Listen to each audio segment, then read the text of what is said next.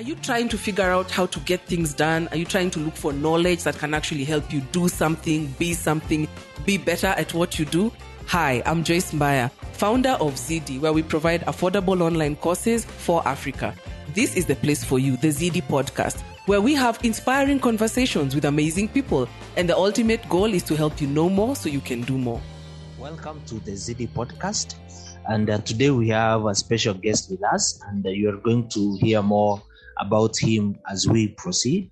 But firstly, of course, as usual, I'm Boniface Otomwa. I'm the project manager ZD, and I'm also here with my colleague who I'm going to give a chance to introduce himself.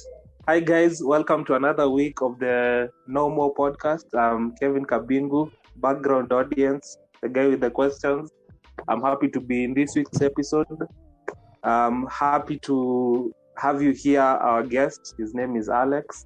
He'll introduce himself more, but he has a very interesting story. I hope you learn from it.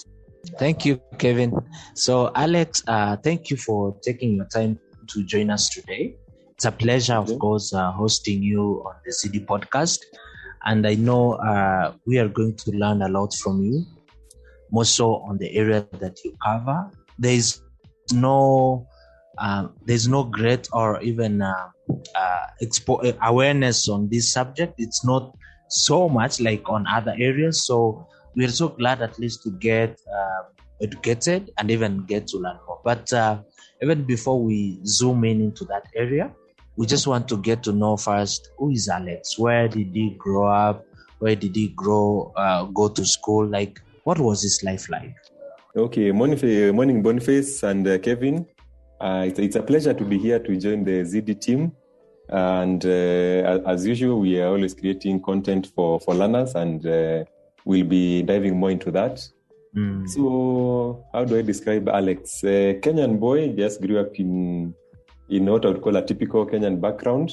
So most of my life, I think, was outside Nairobi for the first, I think, probably about 12 years.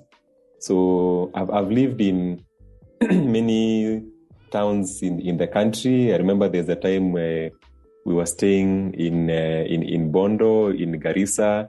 Wow. I grew up at some point with my grandparents in Embu. I moved to Meru for primary school, went to boarding in Embu, went back to Meru for high school at Meru School, before I went to Baraton University, that's in Eldoret. So I've had a lot of crisscrossing around the country. My education background. And in the course of that, I think in the course of that travel, one of the things which I noted, I think I was quite afraid sometimes of traveling, because I used to see the way vehicles are driven, and I was wondering, all these journeys, will it end without an accident? Because I was thinking it is almost imminent. So I think. So you never took the front seat? Did you ever? Hardly. Yes. So I can say that safety consciousness has always been at the back of my mind. Your mind. Yes, for a very long time. Wow, but you have never been in an accident, right? Of course I have. Which Kenyan has not been in an accident? Not you causing it. Yes. But someone else, like you were in the vehicle and then someone else caused it. Yes, I think I've also been involved in a few fender benders, reversing into something or taking a corner, something. And a lot of near misses. I think the life of a Kenyan driver is that you learn so much more when you're on the road than in driving school, and that's one of the things that we are trying to change. That you learn more in your training and less on the road. Okay. Yes. So you finished, of course, Baraton University. Let me ask, by that time, had you taken a driving course, or after universities when you decided to go and do a driving school? During university, when I was just about to graduate, so I just turned 18. So that's when I went to driving school during one of the holidays. Alex, wait, you graduated from university when you were turning 18? Yes, because I remember I need to check the years, but I remember by the time I was graduating, I had a license. I think I took it one holiday before the final semester. You learned so quickly. Yes, and I mean, it was so easy. Within 2 weeks, I had a license. I just went 2 weeks. For those. Yes, I had finished my classes. So that tells you about the standards. Yeah, 2 weeks, and nowadays it's a bit longer. Wow, 2 weeks you had the license, and then you finished now. University. What did you study in university? So I studied automotive technology. So one of the reasons I was looking for a license is, so that when you are doing attachments, you're able to drive the car. Maybe for test drive or around the workshop. You are looking for a job. So one of the first things, a license is an added. It's a requirement, not even an added advantage. It is, of course. Yes, that is your industry.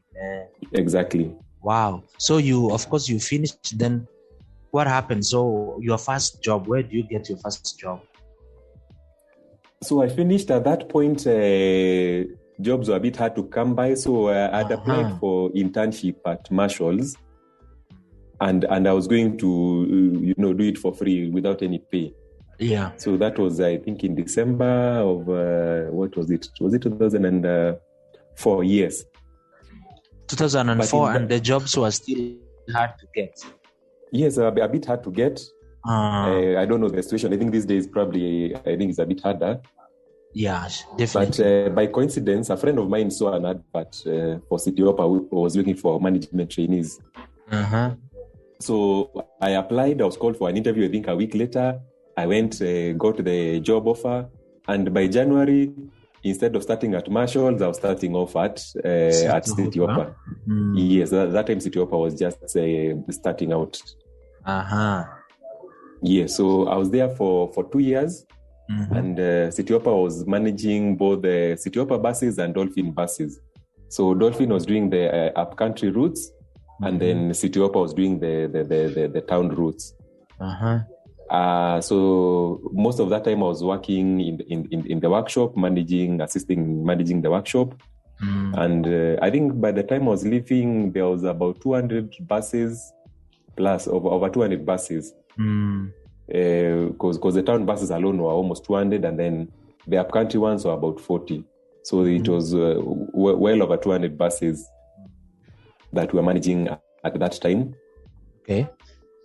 I also the drivers receiving some form of training. I saw some of the incidents and accidents that we had to handle. So we had to handle a lot of people issues and try and come up with, some measures to try and mitigate, some of the things that we were facing as we were running that fleet. Wow. Okay, that is incredible. So then you finished now City Hopper, and then where do you go next now? As you're answering that, also, what are the lessons you learned from City Hopper? Because I'd like to know how public transport industry also influenced you in coming into what you do now. I think part of the learnings at City Hopper was just a lot of resilience, because that time City Hopper was a very busy operation. So the vehicles were being maintained and serviced at night. And then on the day they were on the road. So basically for most of those 2 years, I was working a night shift like a security guard. So would arrive at the workshop at 8:00, leave at 6 in the morning. So that was a very busy time, and also a lot of learning. One of the things which I think I learned with public transport is that there's so many challenges once you enter that sector, because you are dealing with demanding customers, you're dealing with competition, you're dealing with sometimes police and in some areas even criminal gangs. So it was quite challenging. And then especially the quality of the drivers that come through, because most of the drivers who are being employed were from the matatu industry. So trying to turn their perspective, turn them into professional drivers was quite a challenge. And I think, later on, it became very difficult to maintain same standard that City Hopper had started with. So, and then at that point, part of the training, we started including some maintenance training. So that's how I think I started now getting pulled into training, because as the drivers were being taught about the traffic laws and those other things, then there was a part where someone from the workshop would come and tell them about the maintenance bit and taking care of the workshop, of the vehicle. So that's when I started, joining the training programs to assist the trainers. And then as I was covering this content, I think I got to listen to what they were being trained on the other side of operating or driving a public service vehicle. So I think now started also, strengthening the roots of the training direction that I was to take on later in life.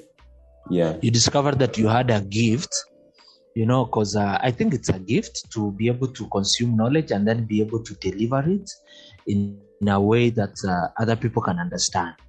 And so, of course, you leave City Hopper, but at least you have discovered that I do have a strength in this area of training. So where do you go next now after you leave City Hopper? I think by the time I was leaving City Hopper, I wouldn't say I knew that I had a strength in training. I just knew I could do, public speaking. Train. I don't have an issue, standing in front of people and, delivering content. But then after I left City Hopper, when I joined Toyota is when now I knew there's something in training. Because when I joined Toyota, I was supporting now on the fleet management roles. Now this includes, handling all the corporate accounts who have signed up for maintenance contracts with Toyota. So there you are handling a lot of the corporates, the Safaricom, EABL, the KCB, Ketepa, a lot of those corporates. And then the role now also grew to include leasing. And leasing, as leasing grew, then also the government started leasing. So now the program was just becoming bigger and bigger. And also at some point we also had, we were handling dealers, because now the maintenance program, more than half of it was being carried out by dealers around the country. So we had to train them on the processes and the standards that need to be followed. So I'd say at City Hopper is where now that training really came to the fore, because I even got an opportunity to do the trainer program called Center of Excellence. That is at Toyota, not City Hopper. Yes, within Toyota. Yes. Yeah. So that Center of Excellence was very thorough as far as getting trainers, because they were trying to get trainers to handle various topics within the business. And I was among the top 3 in the business who were able to make it to the end. So when I finished that is when I knew, then this training thing, I think I like it and I can do it. And then the more I trained, the more people would say, "Hey, Alex, that thing, there's a way you do this thing that you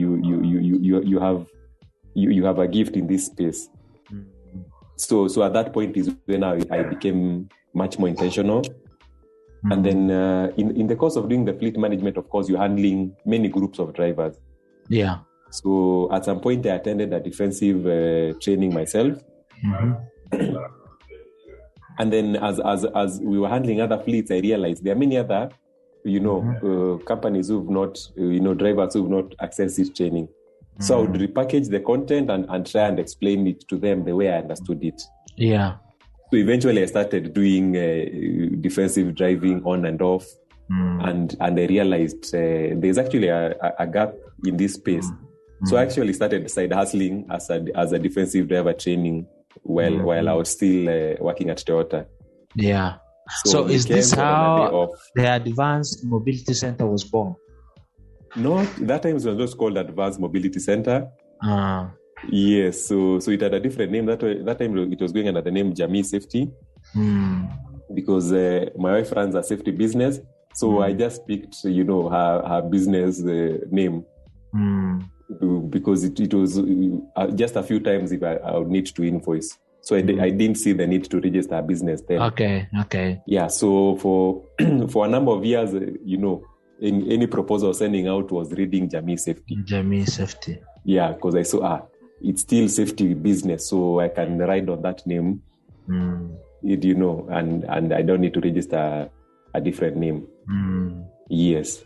Okay. So when then was Advanced Mobility now officially named, and when did you establish this business now? So I would say Advanced Mobility was born during COVID. Aha. So 2020, when now business was, everything was slowing down. So I got an opportunity now to take an entrepreneurship course. And that was in January of 2020. So by the time I was finishing it in June, it was clear that this fleet management and driver training needed a brand of its own and a direction of its own. So in June of 2020 is when now Advanced Mobility was registered. And yes. I had seen that you have this goal, and maybe you can be able even to clarify to us. So now since 2020, I saw your goal that in the next 5 years, you intend to train at least 25,000 road users. Yes. So where are you when you look at those numbers? Can you be able to give us like a rough estimate of how many people you have managed to train since you started? Okay, so Boniface, I'll say right now we are still in the startup phase. Aha. So I think since we started training, we've trained probably maybe just over 200 drivers physically. I need to confirm between 200 and 300. Okay. And then now the process of developing the e-learning content also took a while. Yes, because we started preparing that within 2020 and we were finishing in 2021 the first course. And then now putting it on a platform and everything else. So right now on the e-learning platform we are to reach 100 learners. But now is when we've really started now marketing it and trying to get partnerships so that we're able to train as many people as possible, because the one thing we saw is that if we need to scale, we need to embrace digital. Yes. And with e-learning, we're able to get people at their convenience and on a wide scale. Okay. Because physical learning, you're limited to location, the number of people. The number of people can attend. Logistics. Yeah, so there's a lot of challenges with that. And with the defensive driving e-course by Advanced Mobility, it is the first, defensive driving class available to an individual in Kenya. Wow. Yes. That is so good. Because right now, any of the defensive driver training that is being done in Kenya is mainly targeted at organizations. That you need to be a certain number of people in a class to call the organization to come and do training for you for a day or 2 or 3. Yeah. So it is not made for. It's not flexible. You cannot just show up and pay money and be trained by yourself. Yeah. It's very difficult. So one of the innovations that Advanced Mobility has done is that right now you can log on to the portal, start the e-learning by yourself at your own time. And then when you finish, you book for a day for the practical. And when you finish that, you will get your certificate of completion. So that's a big difference that Advanced Mobility has introduced in that space. And also the difference is it's very affordable, right? Definitely, it's also very affordable because it doesn't have all the booking costs hotel, of training, venues and meals, and days of work and the trainer themselves being there physically. So it even saves, in fact, it's affordable financially and also even time-wise. Like you save a lot of time. You don't have to travel to a place. You can do it at your own convenience, even at night. Yes, the convenience is on another level, and also the cost is more effective than a physical training. Yes. So so Advanced Mobility now creates, of course, a defensive driving course. And it's an e-learning course where someone can log in, go through it, and once they finish, they can book time for the practical. They do the practical, and then they're given a certificate. Now, this defensive driving, who Yes. is eligible to come and go through this program? So defensive driving is an advanced course. Mm. It is an advanced driving course. So basically what that means is just a fancy name for saying that you need to have a license before you come to do a defensive driving course. Mm. We are not a driving school, so we are not teaching you how to drive. Mm. We are teaching you how to drive better and how to make decisions. Mm. So that's the main requirement. Number one, you need to already have a driving license. Mm. And then we normally require at least you have a driving license with a year of driving experience. Mm. So why is this important? Because we are teaching you decision making. Mm. So a lot of times, if you are straight from driving school and you jump into this, then you might miss out on some of the lessons that we will be explaining, because a lot of it we use your own experiences as a driver, your own challenges that you faced in the class situation. So there's a lot of, interaction, because remember, this is adult learning. We are not putting you in a class and just pumping information into you. We're also pulling out your own experiences and blending it with the learning that we're offering, so that someone is able to know what they need to do or what changes they need to effect once they are through with the class. Wow. Yes. Yeah, and of course, there are even some of the worrying statistics that I've seen, and one of them was that over 90% of road fatalities are attributed to human error. And yes, and this is very concerning, knowing that over 90% of the accidents that happen could have been avoided. Like, I had a very bad incident last month. My relatives were traveling from Nakuru to Nairobi. When they got to almost Limuru, they were hit by a lorry. Of course, the three of them died on the spot.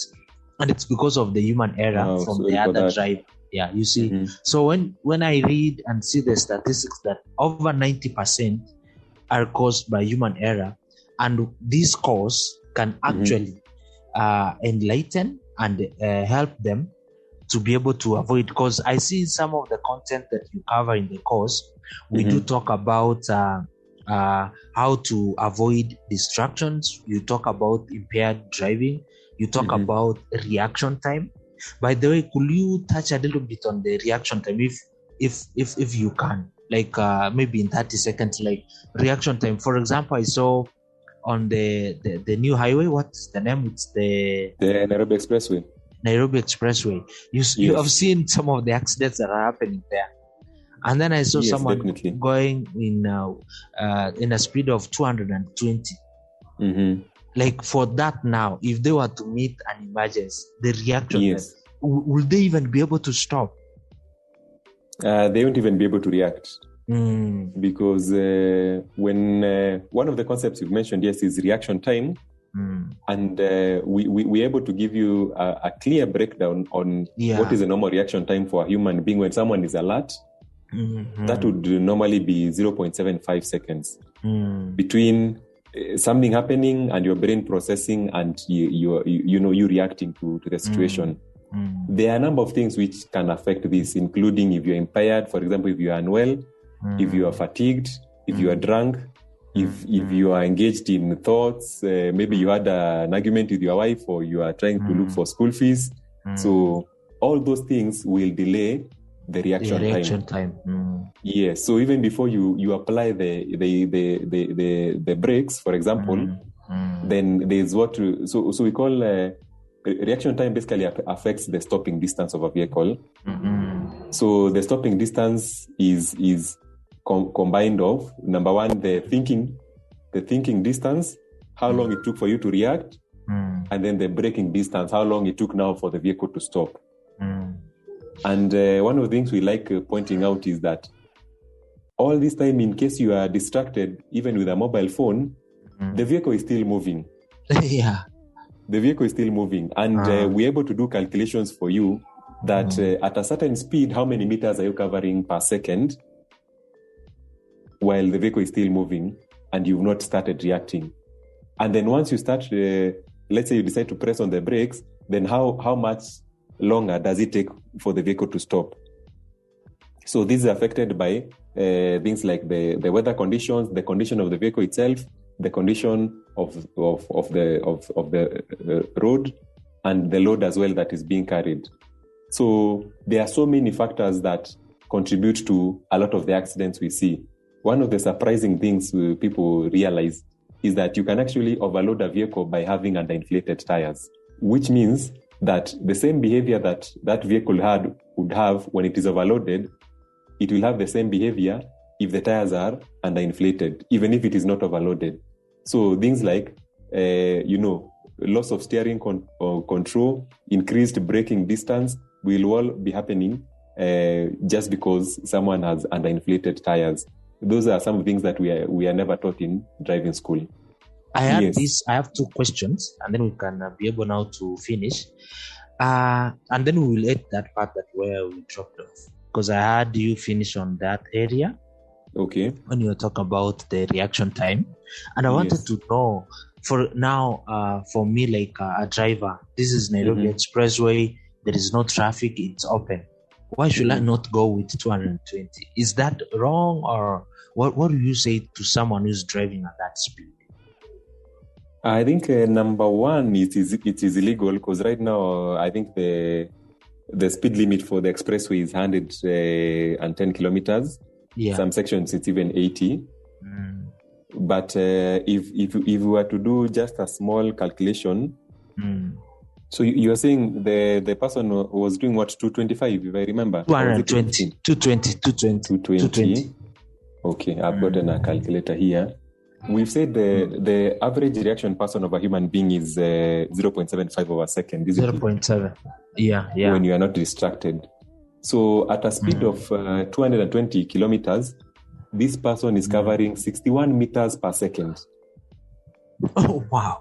So 61 meters is almost the length of a football field per second. So by the time, if something was to happen, even if another vehicle was to swerve into their lane, they don't even have enough stopping distance, because even a small vehicle moving at that kind of a speed probably requires anything between almost 500 meters of stopping distance. Wow! Before you even count the reaction time. So we are talking about this person who needed over 600 meters. That is dangerous. To be able to bring that vehicle to a stop from the time something happens. So I don't know if he has 600 meters clear ahead of him to be able to be doing that kind of a speed. Wow. That is definitely going to be an accident. It can't be avoided. That one, even if, for example, he gets a tire puncture, because a lot of times we think we're in control, that we are very alert, but there are so many things which are beyond our control. You could get a tire burst, or you could get any other incident on the road. Someone could change lanes without indicating, or someone ahead of you could get a tire burst and swerve into your lane. Someone could drop something. We've seen videos where luggage comes over another vehicle and falls ahead of you. That person will not have time to react at that. Yes. So that's extremely dangerous, and there's a reason why you find such a road has that kind of a speed limit. That's why you find even in built up areas the speed limit is 50 kph. If it's an area around a school or a residential area, it's actually 30 kph. Because any accident above 50 with a pedestrian is almost fatal. Yes. So there's so many risks that someone is taking by doing that kind of an incredible speed. I never took it that serious until we did the math, and then it's hitting me like no one has 600 meters for stopping distance to stop. Yes. It's almost like guaranteed that there will be an accident if something happens on the way. So listeners, if you are listening and you love speed, we all love speed. Please be aware that there are many things that can go wrong on the road. Even if you are very alert, maybe a tire burst. So I think it's important to keep up with the speed limits that the professionals have set on the road. If it's 180, 110, not 180. If it's 80, if it's 50. So that you are in safe hands. And also they do that while calculating, of course, your reaction time and if the stopping distance that you may require. So that is why they do that. They don't put the speed limits to punchers. Wow, thank you so much, Alex. And the last thing I had read, you had shared on even about the cause, was that 93% of drivers believe that they are better than the average driver. And that is also very worrying. Like, you believe you're better than the driver that is next to you. And I think that's why people sometimes do dangerous maneuvers and such things. They overtake carelessly because they believe that they are able to do it and escape an accident. And of course, this is also what leads to the accidents that happen. Or even when you are overtaking dangerously, of course, you're also going to confuse the driver that is ahead of you. So, wow. So, guys, this is a course you must go through. So, if you are a driver, and it says 93% of drivers believe that they are better than the average driver. So, I know all of us, because we have been driving, and we say, I know I have experience, maybe you have had the near misses and you believe in yourself. But once you go through this course and you see, you experience even the calculations, Alex shares the calculations even in the course, so that you are able to know that if I'm going at this speed, this is what I'm playing with. This is what can happen, and this is how I can stop it. So he shares a lot. He talks about how you can be able to work with pedestrians on the road. He talks a lot about how managing sleep loss, vehicle blind spots, which we have not covered. You need a driver sitting position. You need to know how you can correctly sit. And drivers, don't forget, as I say, most believe that they're better than the rest. So it's important, once you go through the course, then you'll be able to understand exactly what is going on. How can I be able to drive to protect not only myself, but the other driver, but also the pedestrians on the road. So Alex, thank you so much for joining us. And I will be sharing the link to the course under the podcast, so that, guys, you can check it out and have a look at it. It's a must. And once you finish going through the course, you have an opportunity to book for the practical. And then after that, of course, Advanced Mobility is certified to give you a professional certificate that you can use anywhere. So Alex, I want to thank you so much for joining us. And we will talk again. And I will invite you again now. We will pick a specific topic, and then we dive deep into that, so that at least we help create more awareness even for our drivers on the road. Definitely. We look forward to having more discussions, so that we can be able to educate all kinds of road users. We don't just target drivers, we also target pedestrians, passengers, riders. Basically, as long as you use a road, then you are a stakeholder in the road safety equation. And with our e-course, it also has an assessment, so we're able to gauge that you actually went through the content and before you join us for the day of practical. And anyone who would like to get in touch with us, I think our course is on the ZB portal, and they can also reach us on advancedmobility.co.ke. On Twitter and Instagram, we are ADV Mobility AF, and on Facebook and LinkedIn, we are Advanced Mobility Africa. So thanks so much, Boniface, for having me today, and we look forward to improving the challenges for fleet operators and road users in Kenya into success stories. By the way, you also do fleet management, right? Yes. We do fleet management. It goes hand in hand with the road safety, because a lot of fleet operators don't have structures and systems to handle the operation. So most of them are losing a lot of money, especially in terms of handling fuel, handling spare parts, and just basically managing drivers. So our approach is that fleet management is a strategic function, and when it is executed correctly, it actually becomes a competitive advantage. So we encourage anyone who is having drivers or having vehicles to engage us for that discussion. And by the way, for your information, we also supporting Strathmore Business School in their fleet management course. So that shows you that there is actually a big business need for people who are running fleets to set up systems and structures. And that's what we do. We help them cut their costs and improve their profitability. Wow.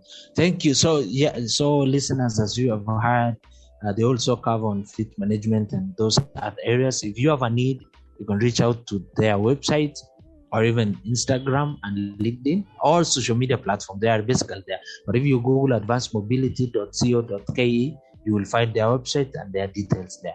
So, in fact, just want to give you a chance. I don't know if you can you be able to give your phone number, the one for the advanced mobility, so that if you call, they will just call. Problem. Because I know some people, sometimes they don't want to go to the website.